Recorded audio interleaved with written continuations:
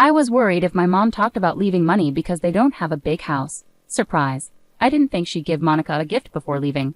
Maybe Mom wanted to show love to Monica her own way. While talking with my husband Arthur, I opened a gift from my mother-in-law meant for our daughter. I wondered what it could be. When I saw what was inside, I got really mad and threw it away. Arthur, changing nearby, was shocked to find it in the trash. "Mary, what are you doing?" "Mom got a gift for Monica," Arthur scolded, unaware. "Did you see what's inside? You'd want to throw it away too," I exclaimed. Arthur looked puzzled, then retrieved the bag from the trash to see for himself. "You must be joking." "My name's Mary, and I'm a 30-year-old stay-at-home mom. Arthur and I have been married for 3 years. I used to work, but after our daughter Monica was born last year, I quit my job. We both love our daughter dearly, and being a family of 3 brings us so much happiness. I wish this warm time could last forever. But things have changed. One concern I have is my relationship with my mother-in-law. At first, she seemed really kind. She accepted our marriage easily when we told her about it. Even though we didn't visit her often, whenever we did, she treated me well, and I thought we had a good relationship. Things started to shift about a year after we got married. Sadly, my father-in-law passed away from an illness. My mother-in-law was deeply saddened because she loved him very much. She was very low, and Arthur didn't seem to know how to comfort her. As she slowly started to feel better, which relieved both Arthur and me, she began treating me harshly. It seemed like after losing her husband, she realized her only source of affection was her son. She started being cold towards me, perhaps feeling jealous that I had taken her son away from her. She also took pride in the family property and lineage passed down from her late father-in-law. Once she directly told me, "Don't assume you'll inherit this house easily." Even though the property was valuable, it originally belonged to her husband's family, so logically it would pass down to Arthur, not me. But after becoming distant, my mother-in-law began treating me like a nuisance and started tormenting me. "Mary, when will you have a baby? It's your responsibility to give birth to an heir. If you can't do that, you'll have to leave Arthur." This became her attitude towards me. Every time we met, she pressured me about having a baby. I gave birth to a child last year, which was a surprise considering the stress I was under. However, my mother-in-law wasn't satisfied that our child was a daughter. She simply said, "Well then, next year," as if it were expected. Having children in consecutive years is difficult. Also, Arthur and I hadn't even discussed having a second child yet. When I mentioned this, my mother-in-law insisted, "What are you talking about? Your duty is to give birth to a male heir, no matter how many children it takes." She keeps repeating the same things so much that it's shocking. It's like she's stuck on a loop, saying the exact same phrases over and over again. Sometimes I wonder if she's like an iRobot programmed to only say those things. In today's world, her obsession with having a male heir is incredibly outdated and absurd. I wish she would let go of these old-fashioned ideas and appreciate her granddaughter, Monica, who is here now. Every time I see her, it just disgusts me more. But when she's around my husband, her son, she puts on a different face.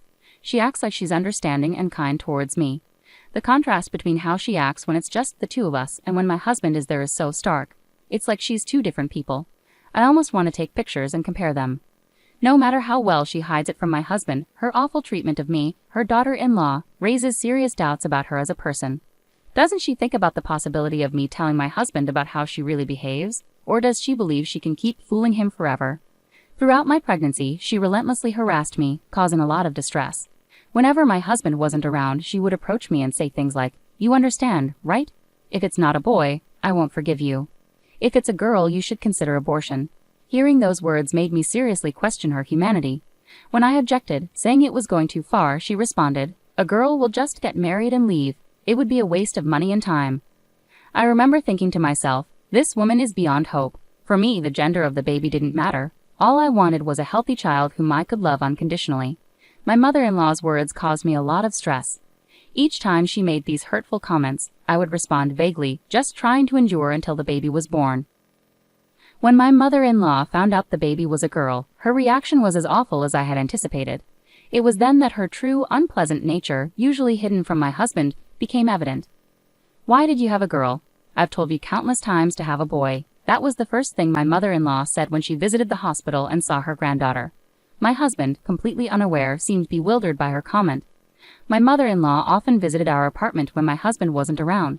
She used to say, "I'm here to educate you as my daughter-in-law," but it felt more like she came to torment me under the guise of giving advice.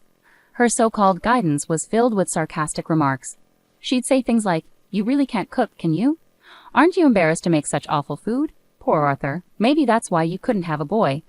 These criticisms were baseless, but she always found ways to blame my homemaking skills for not giving birth to a son. She criticizes everything, even linking it to the idea of having a boy. My mother-in-law is always finding fault. I feel like everything I do is wrong and she insists I redo it. Her frequent visits with this attitude were really draining. Each time I have to deal with her, I find myself disliking her more and more. I have my own way of doing things around the house, and I'm tired of constantly hearing about having a boy. I wonder if I should have stood up for myself more. But deep down, I sympathize with my mother-in-law, who is grieving the loss of my father-in-law. I held on to a faint hope that she might return to the kind person she used to be. Maybe my optimism made me overlook her behavior. One day, as usual, she came over, complaining about various things, and then started her usual mantra: we should have a boy. She even mentioned a name she had in mind, Thomas. It was getting harder to tolerate her. As these days went by, my daughter's second birthday was approaching. I was busy preparing to make her day special, but then my mother-in-law showed up, as if on cue when my husband was at work. Even on a day meant for celebrating my daughter's birthday, I didn't want her there. Actually, I never do. I paused the birthday preparations, brewed some tea, and entertained her in the living room. Why is she still a girl? My mother-in-law remarked, looking at my daughter. Please stop, I pleaded. Today is my daughter's birthday. I just wish she would leave already. Lately, she hasn't been as critical about household chores. I've started to figure out what might please her, but her comments about having a boy and continuing the family line haven't stopped. Are you pregnant yet? There won't be a small age gap anymore, so you should hurry up and have a boy. I've said it many times, but my husband and I aren't desperate to have a child. No one knows what the future holds with having children. We were fortunate to have a daughter shortly after getting married, but there are couples who struggle for years without success. Children don't come just because you want them to. It should be obvious with a little thought. I must have been under a lot of stress. This was the first time I firmly and clearly expressed this to my mother-in-law. When I did, she glared at me angrily. What kind of daughter-in-law am I dealing with here? It's because of your attitude that you haven't had a boy. You're influencing Arthur too, aren't you? Of course you are. Otherwise, Arthur would want a boy just like me. I was stunned. Arguing with my mother-in-law seemed pointless. I've told you many times you're useless until you have a boy. I couldn't let her continue to disrespect me like this anymore. Enough is enough. My husband has never spoken to me like that. We've built a happy family with our daughter. It's you who's disrupting that. If you plan to tear apart my family, don't come back to this house. I finally said it all, releasing my pent-up frustrations. My mother-in-law listened, her fists clenched and hands shaking as if she wanted to retort. But just then, Arthur arrived home. Immediately, her demeanor changed. Arthur, welcome home, she greeted him warmly. I was disgusted by her sudden shift. Mom, I didn't know you were here, Arthur said. Yes, but I'm leaving now, she replied curtly. No, wait, I forgot. This is for Monica's birthday, she added, handing me a paper bag.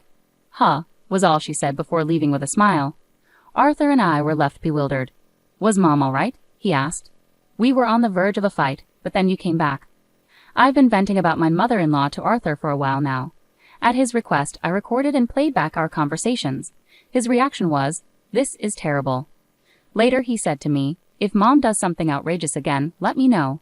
He's been supportive of me, and that brings us to today. I recorded my interaction with my mother-in-law today and played it for Arthur. Well, you two really had a disagreement. You might be in trouble if she brings up inheritance issues, especially since they don't even have a big house. But I didn't expect her to give Monica a birthday gift when she left. Maybe Mom is trying to show affection for Monica in her own way. While chatting with Arthur, I opened the present from my mother-in-law meant for our daughter. I was curious to see what she had given us. With a little excitement, I checked the contents of the gift, but I was instantly filled with anger when I saw what was inside the box. What on earth is this? I exclaimed in frustration and threw the gift into the trash. Arthur, who was changing clothes in the room, was surprised to see the gift in the trash. Mary, what are you doing? Mom went out of her way to buy a gift for Monica. That's too much, he scolded me, unaware of what had happened. I knew Arthur would understand once I explained. Did you see what's inside? You'd want to throw away this kind of gift too. It's unbelievable, I told him, frustrated. Arthur looked puzzled, then retrieved the paper bag from the trash and looked inside. You're kidding, right? He said in disbelief. The gift from my mother-in-law was beyond belief. One item was a stack of adoption papers, suggesting she wanted us to give up our daughter. The other was a virility drug, seemingly pushing us to try harder to have a boy. Even Arthur was shaken by her audacious actions. This is too much, he muttered quietly, pocketing the car keys and heading for the door. I followed Arthur, holding our daughter tightly. We drove straight to his parents' house, seething with anger. Neither of us spoke during the drive, but we shared the same intense emotions. Soon we arrived at his parents' house. Arthur opened the door without bothering to ring the bell and walked in. I followed him inside. In the living room, my mother-in-law was casually sipping tea. "Oh, you're here. Weren't you celebrating Monica's birthday?" Her nonchalant demeanor implied that the gift she gave was no big deal. In a tense voice, my husband asked, "Mom, what's the meaning of this gift you sent?" His voice was clearly filled with anger. Unfazed or perhaps unaware, my mother-in-law chuckled smugly. "I thought it was time to seriously consider having a son. You said you weren't planning for a second child, right? If you give up your first child for adoption, you'll have a reason to try again." "That's absurd. Suggesting we give up our precious daughter for adoption just to have a male heir. You should understand your responsibility as the only son of this family." It seemed my mother-in-law had run out of patience, revealing her true beliefs even to her son. Gently yet firmly, my husband responded, "I see. So that's how you think, Mom?" "Yes, exactly. You need to have a son to continue the family line." "Enough of that. I love Monica and I love Mary. Isn't it more important to have a family bonded by love rather than just lineage? I've always valued you as a parent who shares our blood. Please take care of Monica as well." Even considering giving her up for adoption is completely out of line, my husband said firmly to his mother, his anger tempered with gentleness. But it seemed his kindness went unnoticed by my mother-in-law. "Ah, I see. You don't understand me as well as I thought you did," she responded. "There's no point in having a girl. Eventually she'll marry into another family. It's your duty to continue our respected family line," she continued, unmoved by his words. My husband relaxed his fists. "It seems my words won't reach you anymore.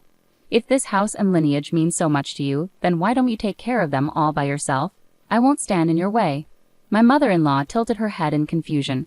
"What are you talking about? You're the only son of this family. Naturally, you will inherit this house and land and become the head of the family." My husband smiled slightly and said to her, "No, I refuse. I'm cutting ties with you and becoming part of Mary's family." "What?" My mother-in-law was taken aback by my husband's unexpected declaration of adoption. That's unacceptable. You have to inherit this house and have a son," she protested. "I'm tired of all of that.